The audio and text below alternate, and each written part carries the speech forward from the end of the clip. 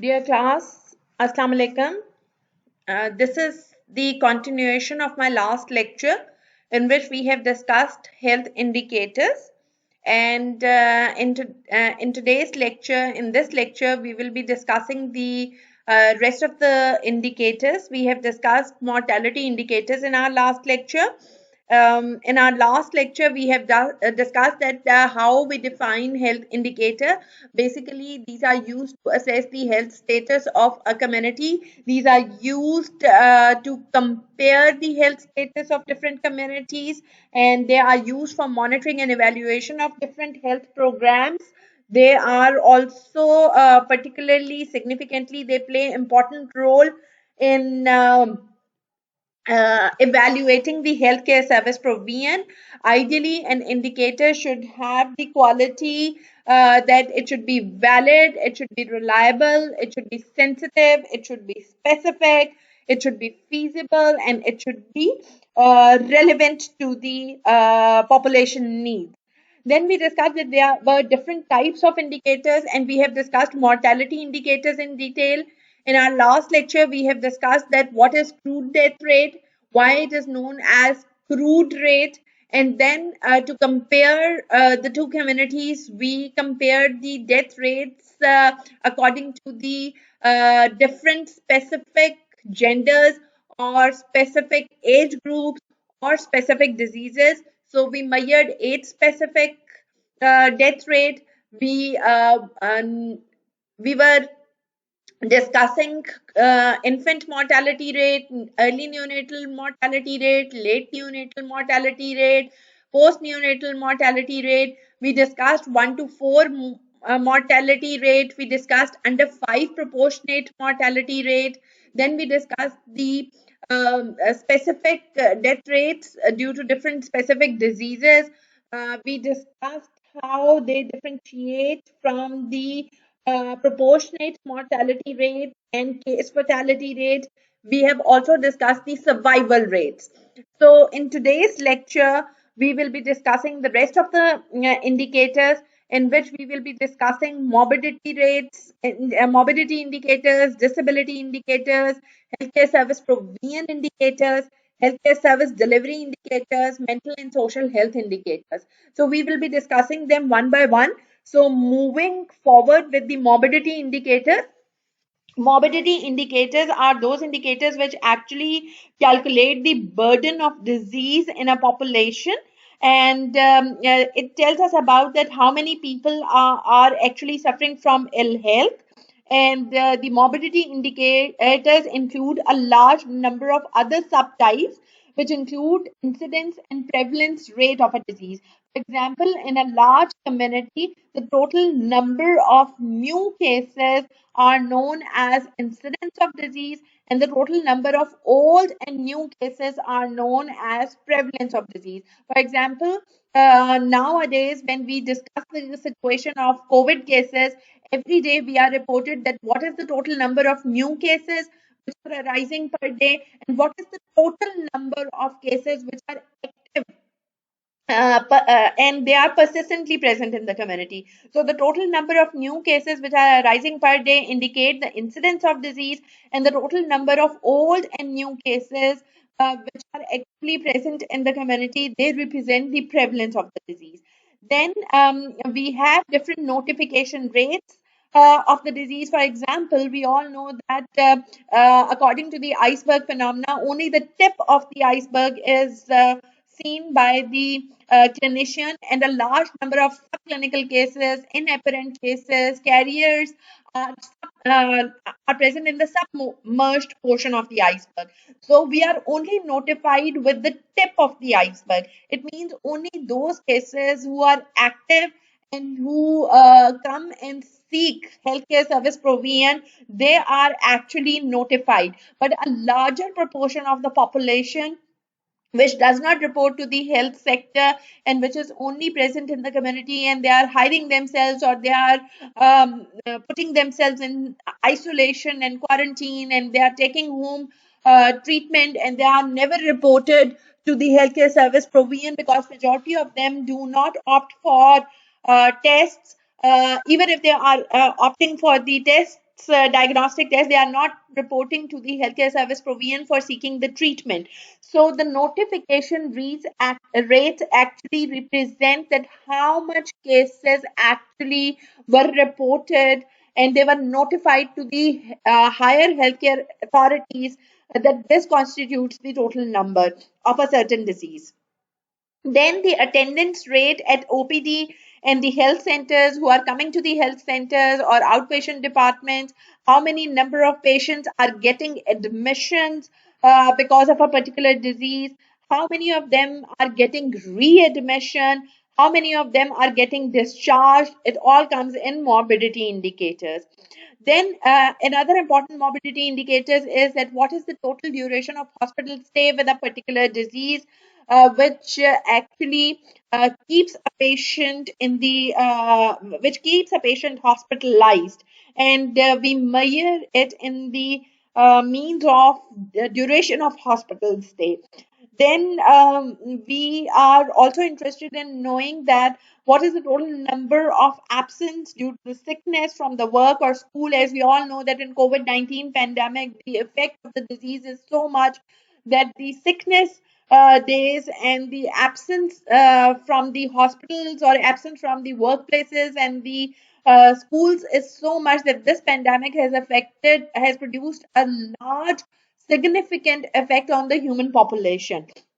So whenever we talk about the morbidity indicators, we will be interested in the total number of new cases, old and new cases, how many of them are getting notified to the higher healthcare authorities, how many of them are coming to the OPD, how many of them are getting admitted, what is the total duration of hospital stay, and how many of them are getting absent due to this sickness from the work or from the school environment. So this total makes morbidity indicators. Going into further details of morbidity indicators, I want to clarify the concept of incidence and prevalence because this is a very important Viva question. What happens is that when a public health consultant looks into a total community, he observes that there are certain people who are infected and they show the sign and symptom. Let's assume that the blue population is the normal population and the red population is the diseased population. So if a public health physician goes in a community and he measures that what is the total number of cases which are present in the community, whether they are old or they are new cases, it indicates the prevalence. So in case of calculation of prevalence, we calculate the total number of cases, old and new, divided by total population in that specific area into 100 gives us the prevalence rate. So this is the prevalence. It means the total number of existing cases, all new cases and old cases of a disease which are present in the population at a specific time period divided by the total population of that area in that particular time period multiplied by 1000 or 100 will give you the prevalence rate. Going back again into the same population, now the epidemiologists have identified the total number of old and new cases which are present, which indicates the prevalence of disease.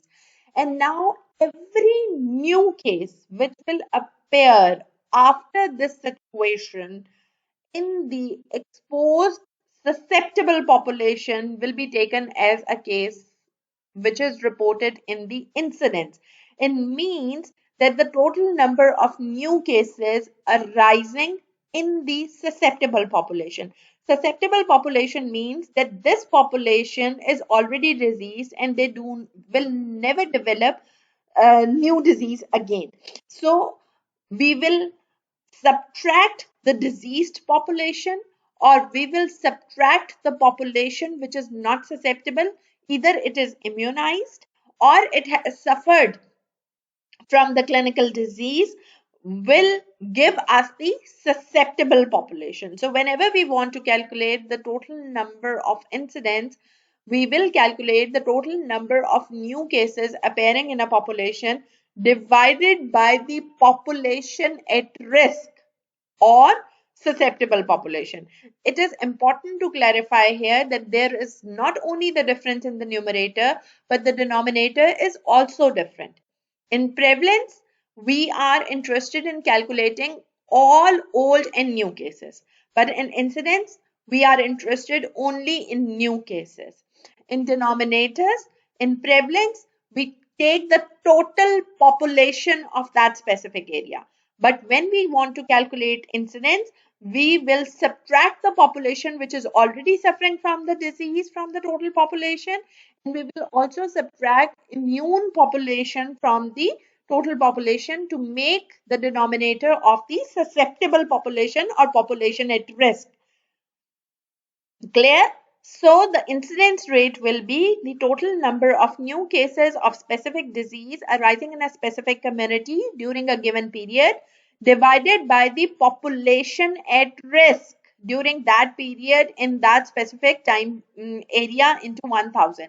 Remember always that total population is never taken in the denominator when we are calculating the incidence rate. Again, a very, very important Viva question, that what is the difference between the incidence rate of a disease and the prevalence rate of a disease. So moving further, another type of indicators which we calculate to assess the health status of a community is known as the disability rate. Disability rate means the inability to perform a certain task means disability. And this disability can be due to illness or it can be due to injury. It means the specific population is unable to perform important daily activities. There are two types of disability rates: event type indicators and person type indicators. When we want to measure the event type indicators, we are much more interested in calculating the number of days of restricted activity in a population. We are interested in calculating the bed disability rates. These are the number of days in which the activity is restricted, but these are the number of days in which the population is bedridden and cannot perform the daily activities. Then the work loss days with a specific period of time.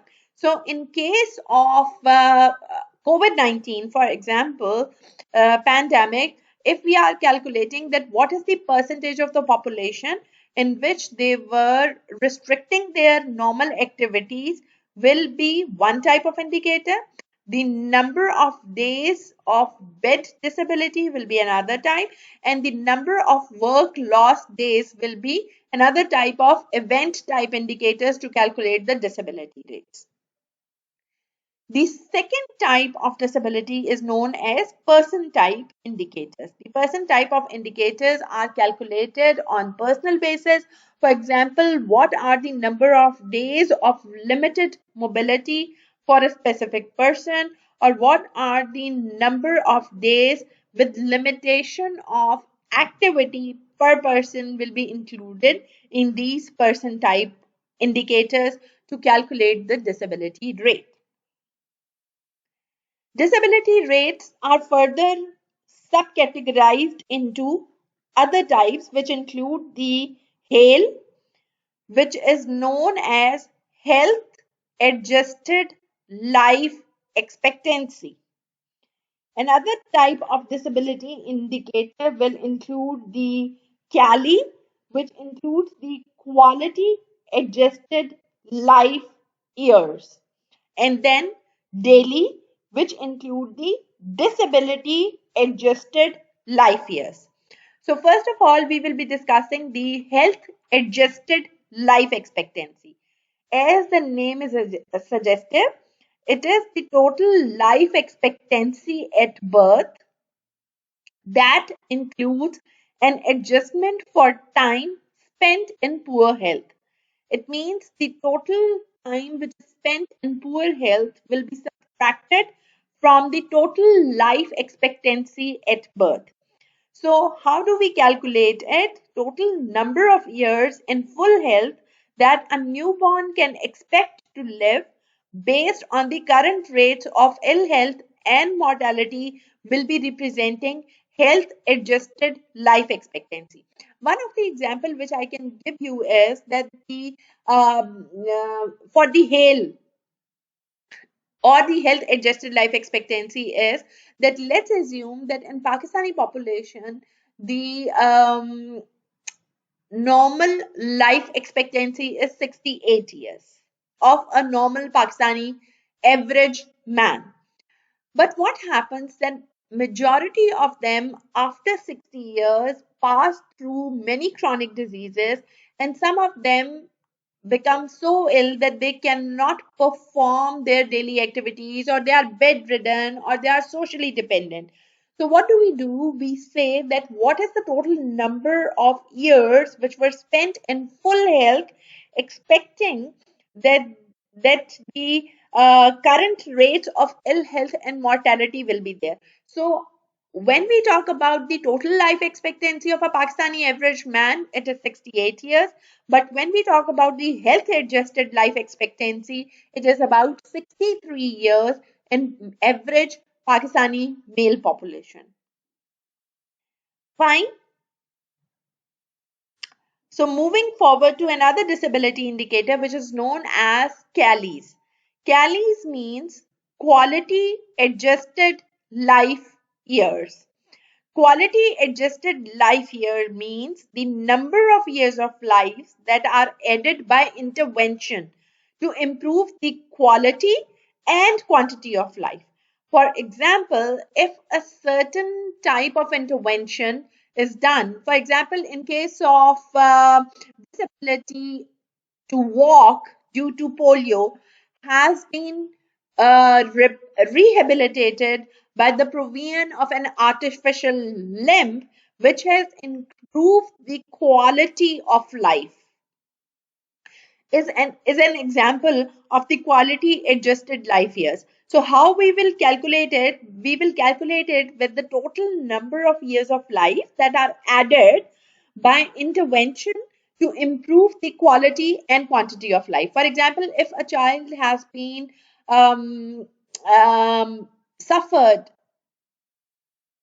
with the paralytic polio at the age of 5 years, and a physical intervention of an artificial limb is done at the age of 10 years. So, the number of years of life that are added by the intervention, by the provision of that artificial limb to improve the quality and quantity of life will represent the quality adjusted life years. So, the whole time which will be spent after that intervention will be included in quality adjusted life years. It is calculated in the range of 0 to 1. 1 means whole 1 year of life is spent in perfect health, and zero point 0.5 means half year is spent in perfect health. So we actually calculate by giving a range, the CALIs, to count the number of years of life that are added after the intervention to improve the quality and quantity of life. A very, very important indicator which is calculated under the heading of the disability indicators. Another type of indicator is known as DALIs, and this is known as disability adjusted life years, which is actually replaced by the term of health adjusted life expectancy, which is HALE. Another type of indicator is disability free life expectancy, which is known as DFLE, disability free life expectancy. It means the average number of years an individual is expected to live free of disability if the current patterns of mortality and disability continue to apply. So actually it is different from Delhi's, is that in Delhi's we only measure the total life expectancy without disability, with disability. But in disability free life expectancy, DFLE, we calculate the total number of years of an individual which is expected to live free of disability. And in this case, the current patterns of mortality and disability both are considered. So this is the difference between the two. So moving further, the DALI, which is the total number disability adjusted life years, which is the total number of years lost due to ill health, disability or early death. DALI is actually calculated by YLL plus YLD. YLL, what does it mean? It means the years of life lost means the total number of deaths at each age multiplied by expected remaining years of life. So this actually represents and calculates the mortality into consideration. This is the total number of years of lost life. It means we have taken into account the mortality. And then the YLD means the year lost due to disability. So whenever we are concerned with disability adjusted life years, we take both into consideration the years of life lost and years lost due to the disability. How the YLD is calculated? It is calculated by the number of incidence cases due to injury or illness multiplied by the average duration of disease plus the weighing factor, and this weighing factor is given to each individual disease separately by the WHO. Moving further with the other types of indicators, the nutritional status indicators, very important indicators to assess the health status of a community. It includes the anthropometric measurements of preschool children, which include the weight of preschool children, the height of preschool children, and the mid-arm circumference, the actually the skin fold thickness of the preschool children, and all these are the anthropometric measurements of the preschool children which tell us about the nutritional status of those children. Then at the time of entry we take the height of the school children. We also want to measure the prevalence of low birth weight babies in a community. Low birth weight babies means the newborn baby, if it is born with weight less than 2500 grams, it is labeled as the low birth weight baby, and it is an indicator of poor maternal nutritional status in a community. If the mother will be malnourished, the mother will give birth to the low birth weight babies. So it actually indicates the health status of the newborns as well as the nutritional status of the pregnant women. Moving further, the other types of health indicators include the healthcare service delivery indicators, which actually tell us about the provision of services by the government. For example, how many doctors are available to a specific population, means doctor population ratio. How many nurses are available to a single doctor, means doctor nurse ratio. How many nurses are available to the population? What is the population bed ratio? It means the total, what is the total amount of population in a specific area and how many beds are available at the healthcare facility. Population which is served at each health center, including the basic health unit, including the rural health center, and what is the population which is served at the Tehsil headquarter hospital or district headquarter hospital, and what is the proportion of the population which is served at a teaching hospital. In the same way, what is the total population which is actually attended by trained birth attendant? What is the total number of population which is actually attended by dentists? So all these are basically indicators which tell us about the healthcare service provision by the government to the community. Another important health indicators are utilization rates, which are known as healthcare service utilization rates. As we have discussed that the what is the government offering to the population is actually measured in the form of the healthcare service delivery indicators, and what proportion of these services is utilized by the community is taken as the healthcare utilization indicators. For example, the government is offering the EPI program in which it offers immunization services to children under 15 months of age against 12 infectious diseases to prevent the mortality. But the proportion of infants who get fully immunized will indicate the utilization rate by the infants. Then proportion of pregnant women who receive the antenatal care services by the trained birth attendant who are trained by the government will indicate the utilization rate by the pregnant women. Again, the proportion of pregnant women delivered by the trained birth attendants will be indicating utilization rates. Some of them will be going to the local DAI, some of them will be going to the hospital, some of them will be going to the trained birth attendants. So this will indicate the utilization rates at different level. Another example of the utilization rate will be the percentage of the population using family planning services, the percentage of the population which occupies bed in the hospitals, the average length of stay in the hospitals, and then bed turnover rate is also included in the healthcare service utilization indicators. Another important health indicator which actually shows that how much services are being utilized by the community. Other important indicators also include the social and mental health indicators. Actually, the social and mental dimension of health cannot be measured directly. There are some indirect indicators which help us to calculate the social and mental health indicators. For example, what is the suicidal rate in a population? What is the homicidal rate in a population? What is the crime rate in a population? What proportion of population go through the road traffic accidents in a population?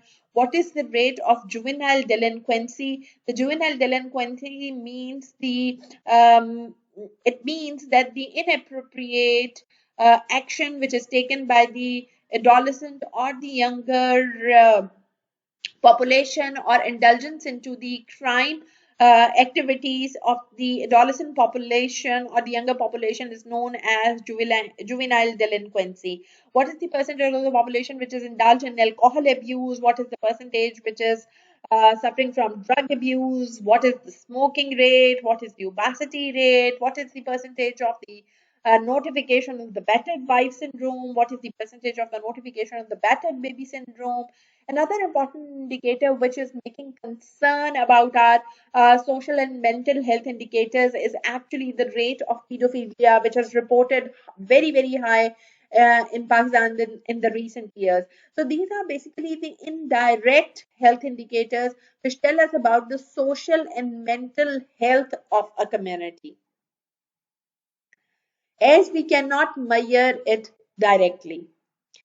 Other indicators also include the environmental indicators. For example, what is the pollution rate of air, water, soil? What is the percentage of the level of noise in the environment? What is the percentage of the levels of radiation exposure in the population? What is the proportion of population which has access to safe drinking water? What is the proportion of the population which can access to toilet facilities? So all these indicators basically assess the environmental status of a community. And the environmental status include the not only the physical environment but the biological environment as well. Going further to other indicators, these indicators can include the socio-economic indicators as well.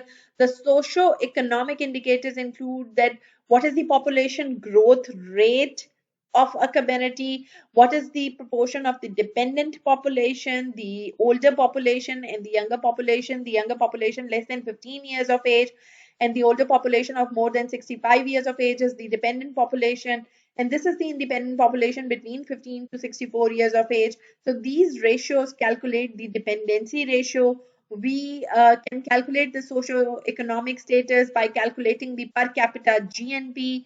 We can assess the socio-economic status of a community by seeing that what is the percentage of unemployment in this population, what are literacy rate, what is the general family size, how many person live in one room in a family, what is the per capita calorie consumption and availability to that family. All these indicators actually represent the socio-economic indicators of a community or a country. Then we have health policy indicators, and the health policy indicators means that what is the amount of money, staff, material is basically spent in making policies about health and its implementation. For example, what is the total proportion of the gross national product which is spent on health services? What is the proportion of gross national product which is spent on health related activities? For example, the water supply, sanitation facilities, housing, nutrition, etc. What is the proportion of health resources which are devoted to primary health care? What is the proportion of the staff which is allocated to a specific control program? Or what is the percentage of the funding which is dedicated for the improvement of the human resource in a country? So all these policy indicators which are actually formulated for the making of policy and for the implementation of policy include the health policy indicators. So we have discussed the morbidity indicators today. We have discussed disability indicators today. We have discussed nutritional indicators, healthcare service provision indicators, healthcare service utilization indicators, social and mental health indicators, environmental indicators, socioeconomic indicators, and health policy indicators. The other indicators can also include the physical quality of life index, which is known as PQLI, and this is a combination of three indicators, which include number one, infant mortality rate, number two, life expectancy at age one, and then the literacy rate. These three indicators in combination makes the physical quality of life indicators. We have social indicators as well, and we have basic need indicators as well. Different programs have been formulated, and these programs have specific indicators. For example, we have TB control program, we have malaria, rollback malaria, we have HIV control program, we have COVID control program. So for all these programs, we have developed different indicators for the process of monitoring and evaluation as well. We have millennium development goals and sustainable development goals which are worldwide accepted, and they are implemented to improve the health status of a community. And in sustainable development goals, we have 17 goals, and for each goal, we have multiple types of indicators to measure the progress of these indicators, which reflect the health status of a community. So, in a nutshell, I will say that health indicators makes the primary forte of the public health physician and the epidemiologist.